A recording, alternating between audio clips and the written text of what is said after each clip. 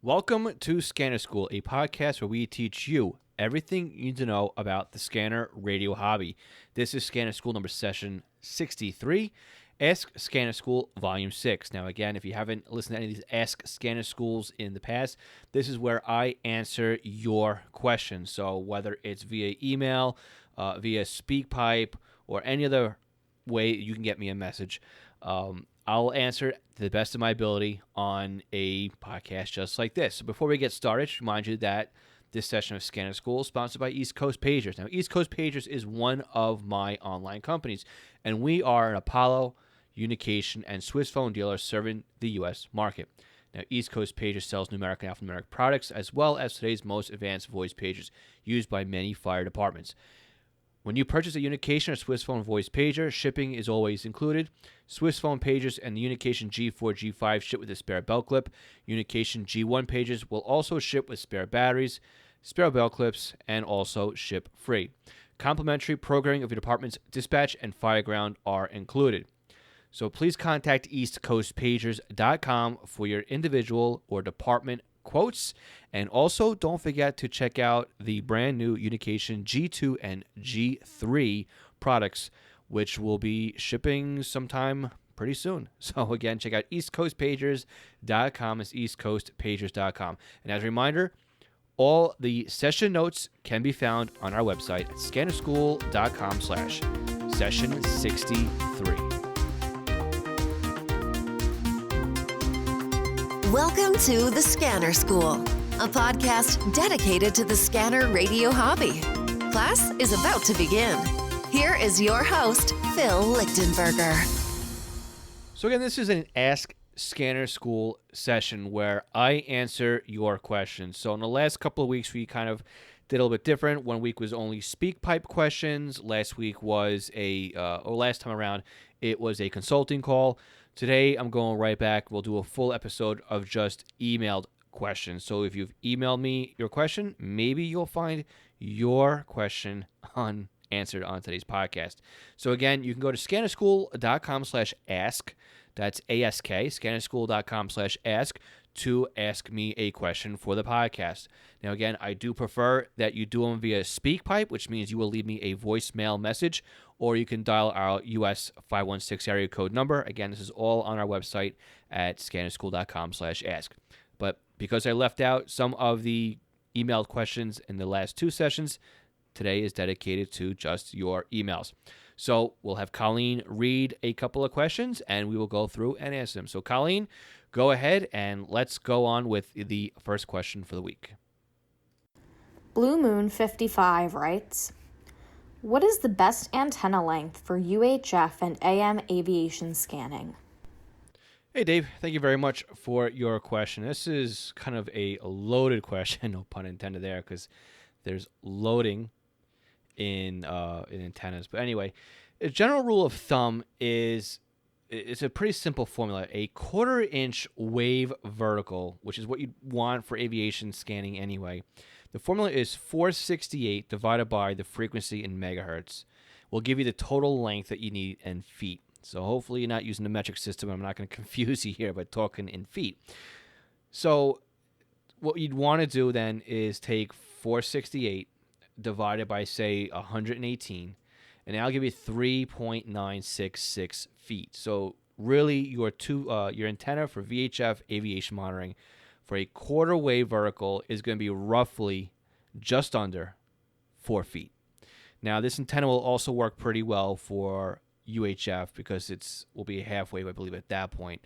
But your best bet really is to go with something like a disc cone antenna, because that'll give you really good reception on both VHF and UHF, and it'll give you pretty good reception across the band, because a disc cone really has a very large usable bandwidth that you can use. So a lot of people like to use disc cone antennas. In fact, if you go to an air show and you look at some of the ComCart setups, they all have a disc cone antenna there too. So if you're looking for a good antenna, I do recommend the Diamond disc cone D130NJ. So you can look at getting one of those by going to scannerschool.com/D130NJ. That's Diamond D130 Nancy Juliet. Again, that's one of the antennas I'm putting up on my house when the weather clears up. I'm looking outside right now, and it is snowing out here. So when the springtime comes and it's time to look around the house and change out some gear, that's what I'll be putting up on my house here. But again, go for the discount unless you want to build yourself something. Again, that's always great too if you want to try building yourself your own antenna. Just keep it about 4 feet, and you should be good for VHF and UHF. Thanks again, Dave, for submitting your question and emailing it. And Colleen, let's go on to the next one. Bob from California writes, I'm in the market to buy a new scanner. I want the flexibility to scan no matter where I am. I'm looking at the Uniden BCD 4536 HP. Or are Whistlers better? As best as I can tell with my desire to hear emergency services, DMR, NXDN, and ProVoice will not be covering my interests. I would pay for upgrades if they had, but I'm told I'm out of luck as I'm told most or all police, sheriff, trooper work is scrambled. Your thoughts and wisdom will be appreciated. Hey, Bob.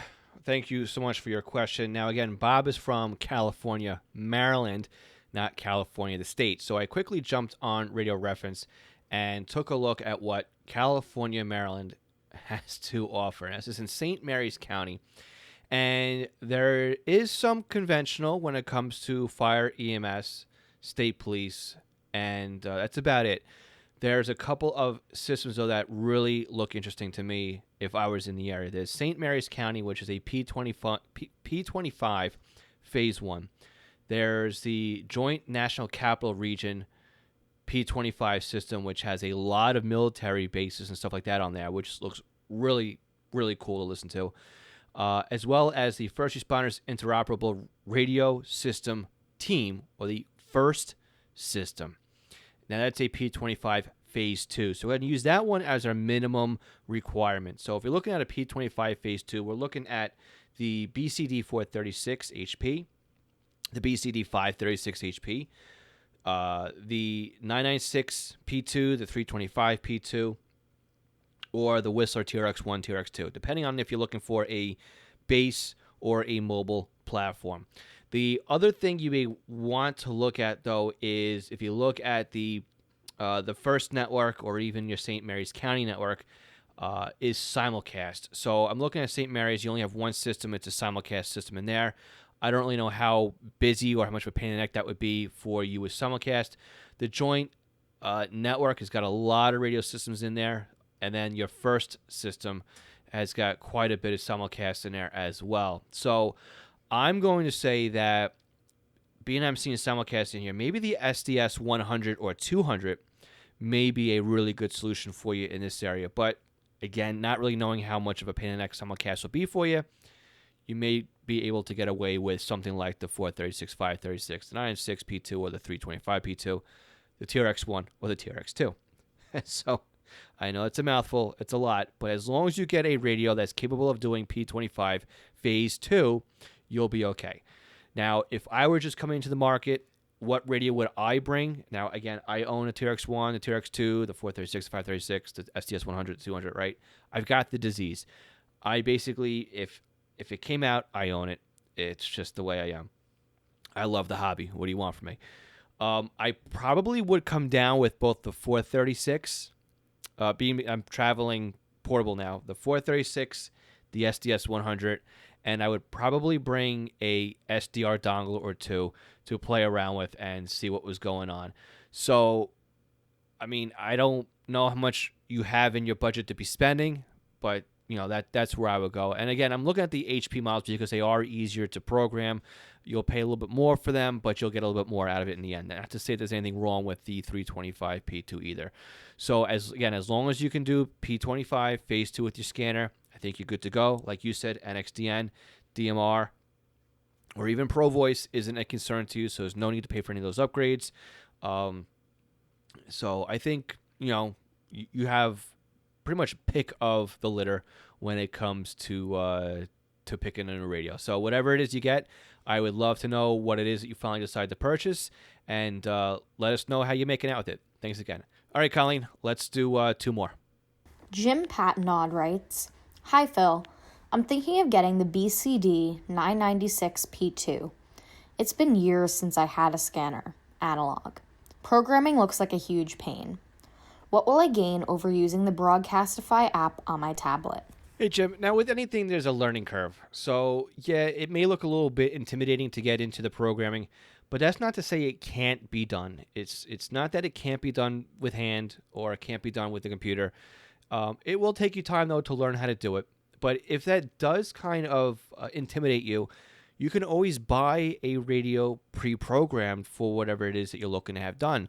One great place to get it done, if you go to Scanner Master, you can actually buy the 996P2 and then also have them set up the radio for you as well. And the fee that you pay for it, it is worth it if you are intimidated by programming.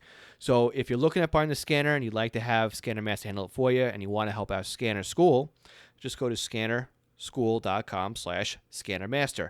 That'll take you over to Scanner Master's website with our affiliate code. When you make a purchase, we'll earn a small fee for the referral. So again, the 996P2, the way that it programs up is a little bit different than what we're used to when we look at the old school scanners, where you just put in the frequency and move on. It's not how it works with these DMA type of scanners. What you have to do is, if it's a conventional, you need to set up a system. So think of the system as being in your county. Then you need to set up a group. Think of the group as being a fire department, and think of another group as being a police department. And then you need to set up the frequencies. So under each in the fire department group, you would put in the frequencies for the fire department. In the police department group, you'd set up all the police department frequencies. And that's pretty much how you set up the DMA scanners for the unit and platform. How I set mine up when it comes to the systems and the groups and the frequencies, I will take a county and the agency. So I'll have Nassau County Fire, and then in each group would be a battalion. So Battalion 1, Battalion 2, Battalion 3, or to Battalion 9 plus a county-wide. And then under each battalion, I would have each frequency. This way I can quickly turn things off and on, or at least I know when something shows up, it just blinks back and forth, says Battalion 6, and then, North Massapequa Fire Department. That's just the way I do mine. So when it comes to trunking, that's when things do get a little bit hairy. You'll need to not only set up a system, so you'll call it, county trunking.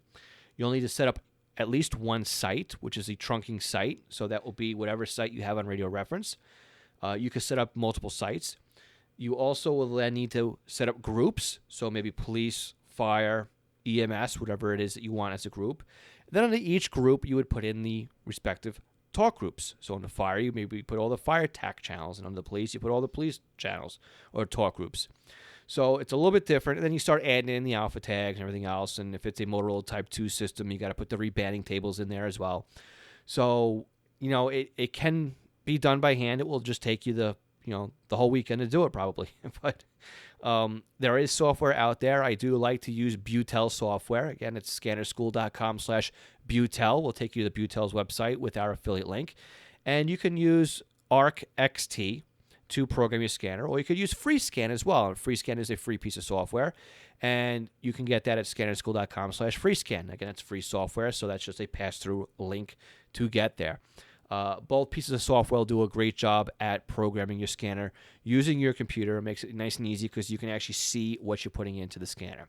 But again, if this whole thing does intimidate you, you can just go to Scanner Master, use our link, scannerschool.com/ScannerMaster. Look at the 996. When you're buying the radio, make sure from the pull-down menu, you do add one county and let them know what county you're looking for, and they will set up the scanner for you. All right, so what will you gain over using the Broadcastify app? Well, you'll gain the ability to control the radio. So when you're listening online on a scanner stream, you're at the mercy of whoever is sourcing the stream to you. So if their radio locks up, your live stream locks up. If they lock out a talk group that you wanted to hear, you won't be able to hear it. If they go down, your live stream will go down. So you gain the ability to control what it is you're listening to. A live stream is good as it gets for somebody that doesn't have a scanner. Let's put it that way.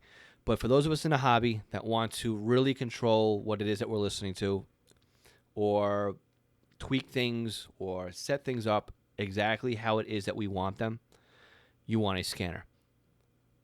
That's really what it comes down to. I mean, we're in the hobby to have a scanner in our hand, not so much to be streaming. So while streaming does work, I mean, you can listen all over the globe with streaming. But again, that takes you outside of where you were able to listen to begin with, where your only other option is to stream. But I would strongly recommend getting your own hardware and tackling this. Go for it. Learn how the product works. Learn how things are done. And like I said, all in all, if it does intimidate you, you can have somebody program it for you. All right. Best of luck with the new scanner. And Colleen, we have time for one more question. Richard from Texas writes, what is simulcast?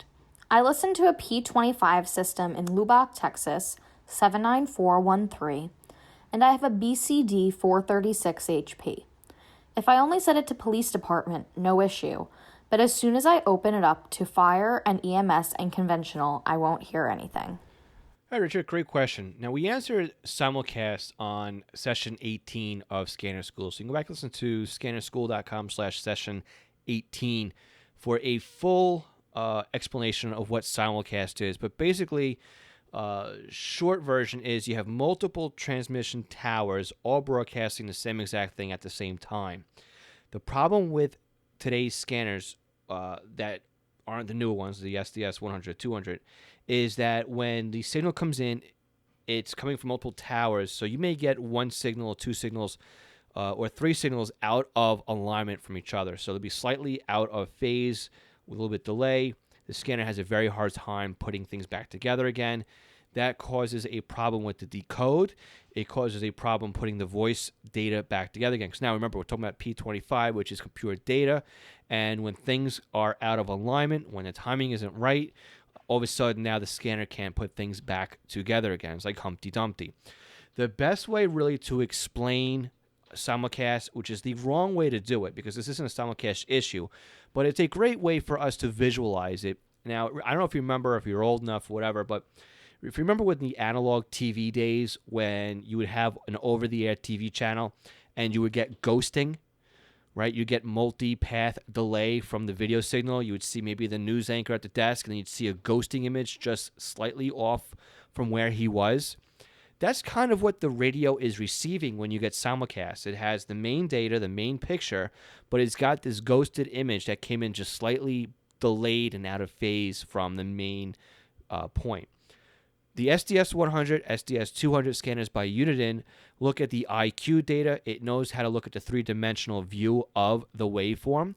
So it knows how to put all the quadrants back together again, or at least it has a better shot of doing so because it's expecting to have the data and the timing and all that stuff that the earlier versions of the scanners just couldn't handle or couldn't do. So part two of your question is, why are you missing some of the stuff when you enable fire and all that other stuff? I do not have a good answer for that without looking at your radio programming. But if I do jump on radio reference, I do notice you have two systems here. You've got the Lubbock City County Mutual Radio System, which is a P25 Phase 2. Now this has, again, a simulcast site, but it also has local police, fire EMS. It's got a incident management team, city services, etc., etc. But there's also an old EDAC system, which also had police, fire, EMS, and all that other stuff. So I am kind of wondering if that favorites list that you have in your scanner that has the fire and systems in it might be pointing at the EDAC system and not the new Phase 2 system or the P25 system. So I would suggest doing a update on the scanner. Make sure you have the current values, the current trunk system, and the current talk groups, just to make sure that you have the latest information from radio reference in your scanner. That would be the first thing I would check, and that's what I would recommend doing. Great question. And again, if you're looking to learn more about simulcast, check out scannerschool.com/session18. All right, I want to thank everybody who submitted their questions for this session of Ask Scanner School. As a reminder, you can also submit your questions by going to scannerschool.com/ask.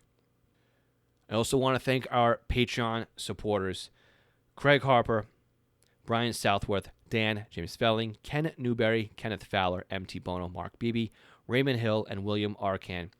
You can help support Scanner School by becoming a Patreon supporter a one-time PayPal donation, or even shopping using our affiliate codes by going to scannerschool.com/support. So if you're looking for a new scanner and you want to go to Scanner Master, to Amazon, we have the ability for you to help Scanner School when it was, by making a purchase at one of those locations.